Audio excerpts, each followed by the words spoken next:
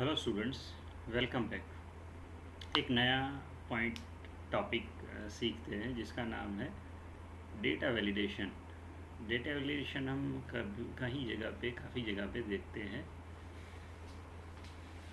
Data validation क्या होता है कि डेटा एंट्री यानी कि डेटा टेबल बनाने वाले ने कोई वैलिडेशन रखा है, वो वैलिडेशन के हिसाब से ही आपको डेटा एंट्री करनी पड़ेगी। वो नहीं करेंगे तो आपका डेटा एक्सेप्ट नहीं होगा। तो बेसिक डेटा वैलिडेशन हम देखेंगे, एडवांस में नहीं जाएंगे अभी।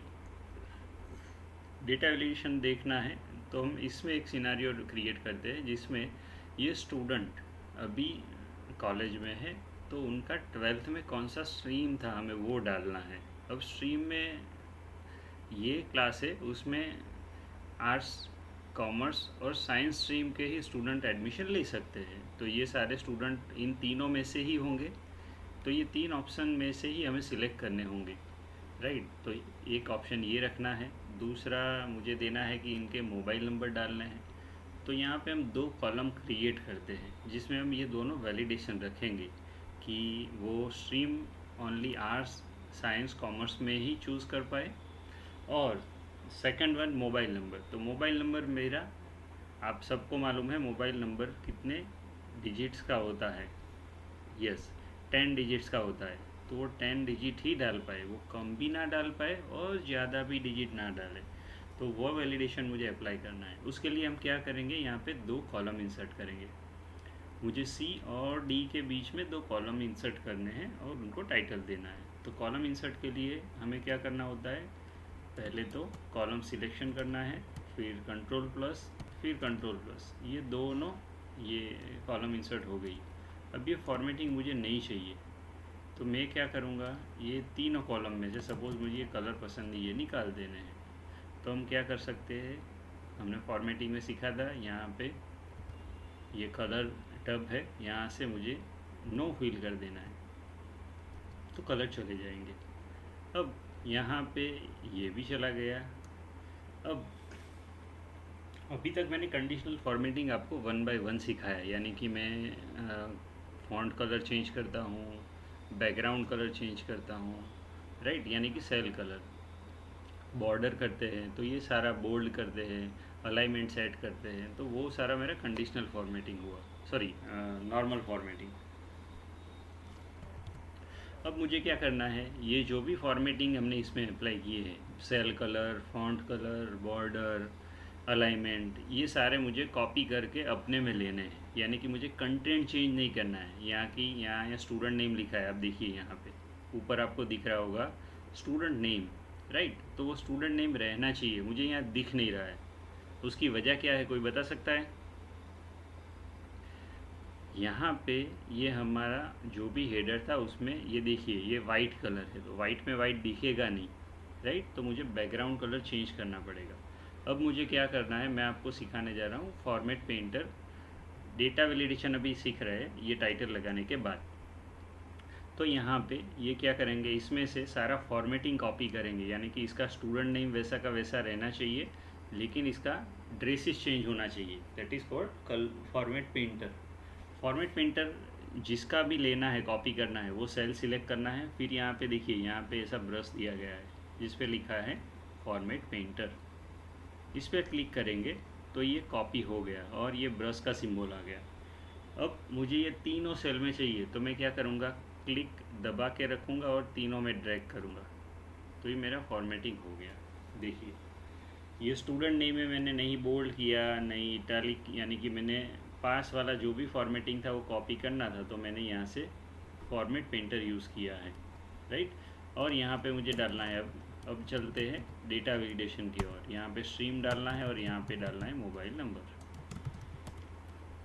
अब स्ट्रीम में मुझे रिस्ट्रिक्ट कर देना है। सपोज़ मैं बोलूँ आपको कि आर्ट्स, साइंस, कॉमर्स, आप स्पेलिंग लिखिए, तो शायद 10 स्टूडेंट में से मुझे 5 अलग अलग स्पेलिंग मिलेंगे ये तीनों स्ट्रीम लिखने के लिए। तो ऐसा ना हो, इसलिए डेटा एंट्री ऑपरेटर जो है, मीन्स वो जो भी डेटा मैनेज करते हैं, वो लोग क्या कर देते हैं, आपको ऑप्शन ही दे देते हैं। आपने शायद कभी कभी देखा होगा जेंडर में मेल फीमेल दो ही ऑप्शन होंगे या 3 ऑप्शन होंगे ट्रांसजेंडर का। तो ऑप्शन लिमिटेड उसमें से ही चूज़ करना होता है, बाकी डेटा एंट्री नहीं कर पाते। तो वैसा हमें भी करना है, हम वो कर सकते हैं। अब मुझे कहाँ तक ये करना है, तो मेरा डेटा 20 स्टूडेंट तक है, तो वो मैं सिलेक्ट कर लूँगा पहले। तो यहाँ 20 स्टूडेंट तक मुझे वो करना है, लिस्ट ला देना है, उसे लिस्ट बोलते हैं कि हम लिस्ट दे देंगे, उतने ऑप्शन में से ही आपको सिलेक्ट करना है। तो ये सिलेक्शन किया, फिर आपको जाना है यहाँ पे डेटा में। डेटा में फिर यहाँ पे आता है आपका ऑप्शन मिलेगा आपको वैलिडेशन, ये वाला, ये है डेटा वैलिडेशन। ये डेटा वैलिडेशन आपको दिख रहा होगा। डेटा वैलिडेशन पे क्लिक करेंगे और हमें सिलेक्ट करना है, 20 में से सिलेक्ट करना है। तो मैंने अभी बताया आपको लिस्ट बनाना है, लिस्ट करेंगे। उसके बाद आपको क्या करना है,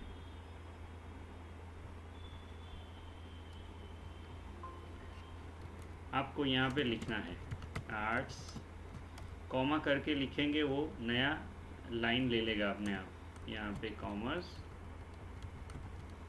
और साइंस,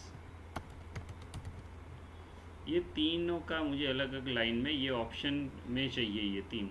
तो मैंने कॉमा लगा के तीनों ऑप्शन मैंने लिख दिए हैं और यहाँ पे ओके करना है। नाउ देखिए यहाँ पे ड्रॉप डाउन का आपका ये एरो आ गया। अब इसमें देखेंगे तो ये ऑप्शन आ गए मेरे। तो ऐसे बहुत ही सिंपल है, आप ड्रॉप डाउन लिस्ट ऐसे क्रिएट कर सकते हैं। देखिए अब मुझे इसमें से ही सिलेक्ट करना होगा। अगर मैं चाहूँ कि यहाँ पे मुझे डिप्लोमा लिखना है, it will not allow you, right. So यहाँ पे एडिट रहे, आपको स्टॉप करेगा कि भाई आप नहीं लिख सकते, दिए गए ऑप्शन में से ही चूज़ करें, राइट। तो ये हो गया आपका डेटा वैलिडेशन लिस्ट ऑप्शन। अब मुझे यहाँ पे चाहिए मोबाइल नंबर 10 डिजिट का होता है, तो 10 डिजिट ही लिख पाए, कोई गलती से 9 भी ना लिख दे, कोई गलती से 11 भी ना लिख दे। तो उसके लिए हम सिलेक्शन करेंगे, उसके बाद जाएंगे वहीं पे ही डेटा वैलिडेशन। कहाँ जाना है, डेटा में, और यहाँ पे राइट ये राउंड का ये सिंबल है डेटा रोल्स में, डेटा वैलिडेशन। डेटा वैलिडेशन में जाएंगे, फिर एनी वैल्यू क्लिक करेंगे।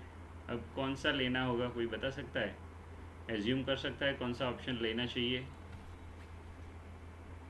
हमें टेक्स्ट लेंथ लेनी है यहाँ पे, यानी कि लेंथ हमें फिक्स है कि 10 डिजिट की ही है। तो अब नेक्स्ट और एक क्वेश्चन, इसमें से कौन सा ऑप्शन चूज़ करना चाहिए।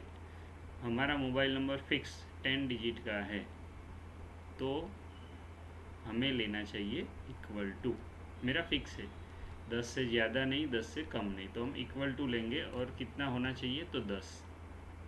यहाँ पे ओके दे देंगे। Now let's try. मैं अगर 5 डिजिट लिखता हूँ तो ये मुझे एरर देगा कि ये रॉन्ग है, राइट। यहाँ पे लिखा है this value doesn't match the data validation restriction defined for this cell. Okay, तो यहाँ पे कोई जस्ट लिखा है कि रिस्ट्रिक्शन है, लेकिन क्या रिस्ट्रिक्शन है वो नहीं बताया, तो मुझे वो दिखाना है, तो हम कर सकते हैं। देखिए ये मैं पहले सिलेक्शन कर लेता हूँ फिर से, फिर हम जाते हैं डेटा वैलिडेशन में, डेटा वैलिडेशन, और लास्ट में यहाँ पे क्या करेंगे, देखिए यहाँ ऊपर आप देखेंगे तो सेटिंग है, इनपुट मैसेज है और एरर अलर्ट है। जो भी मैसेज आता है वो दिखता है, वो जो होता है उसे बोलते हैं एरर अलर्ट।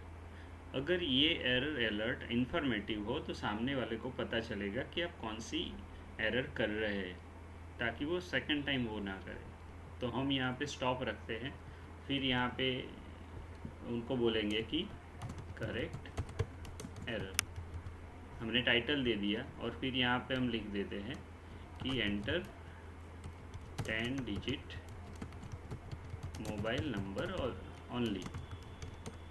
ओके, हमने ये इन्फॉर्मेटिव एरर मैसेज डिस्प्ले करवाना है, तो हम ये एरर अलर्ट में जा रहे हैं और ये हमारा मैसेज लिख दे रहे हैं यहाँ। ओके, नाउ लेट्स सी, अगर मैं 10 डिजिट का लिखता हूँ तो ओके है, चलो वो एरर नहीं देगा आपको। लेकिन अगर मैं कम का लिखता हूँ तो देखिए हमने जो भी एरर अलर्ट मैसेज हमने टाइप किया था वो यहाँ पे दिख रहा है आपको, correct error, enter 10 digit mobile number only.